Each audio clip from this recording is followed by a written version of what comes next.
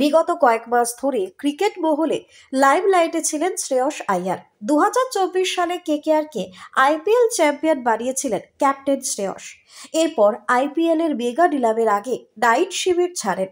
কেকেআরকে champion বানানোর পরেও কেন শাহরুখ খানের দল ছাড়লেন শ্রেয়স, তা নিয়ে আলোচনার অন্ত ছিল না।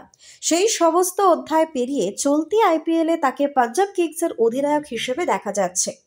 আজ মঙ্গলবার উল্লানপুরে নিজের পুরনো দল কেকেআর এর বিরুদ্ধে নামার আগেই শ্রেয়স পেয়ে গেলেন বড় পুরস্কার।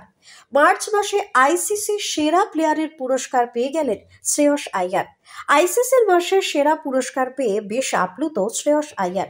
তিনি জানান, মার্চ মাসে আইসিসি সেরা প্লেয়ারের পুরস্কার পেয়ে বেশ গর্বিত লাগছে।